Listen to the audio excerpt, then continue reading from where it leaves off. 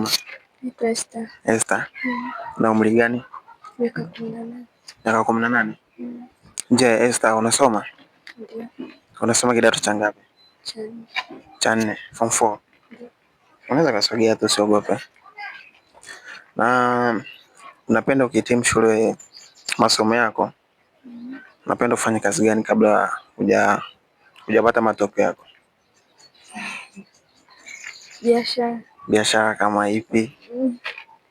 Yoyote. Ambayo hata siku umesahau kwamba ulitamani ufanye biashara fulani, ukasahau kama unafanya biashara, ukaingia mtandaoni ukasearch channel yetu, sawa, ukakutana na kwamba ulisema unahitaji ufanye biashara fulani, ukakumbuka kafanya biashara kweli uliyokuwa umetarajia. Je, unahitaji kufanya biashara gani? Biashara ya nguo. Ya nguo? Sorry, una mpenzi? Mpenzi. Una mpenzi?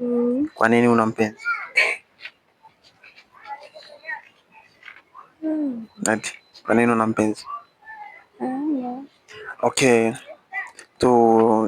Tuishie hapo, sawa? Napenda kukuuliza swali moja tu. Kirefu cha SMS maana yake nini? Sijui. SMS. Wewe unasoma form 4? Shule gani? Hapo Njiro. Njiro? Okay. Kirefu cha SMS ni nini? Sijui. Hujui? Kabisa? Short message service. Hujui kabisa? Nishajua. Kirefu cha SMS ni nini? Short message. Short message. Short message. Short message ni nini? Short message. CSM. Ndio short message. Hapo mwishoni. Ndio short message. Short message. Hajaisha bado. Imeisha. Na ukiambiwa short message service maana yake ni nini? Ndio SMS. Ndio SMS. Okay, nikikurudia kwa upande mwingine, nyumbani kwenu kuna umeme? Kirefu cha luku ni nini? Luku. Hiyo sitakusaidia kutaja. Kwa sababu hiyo hata kwenye nini? Somo gani lipo hilo swali? Physics. Physics. Kirefu cha luku ni nini?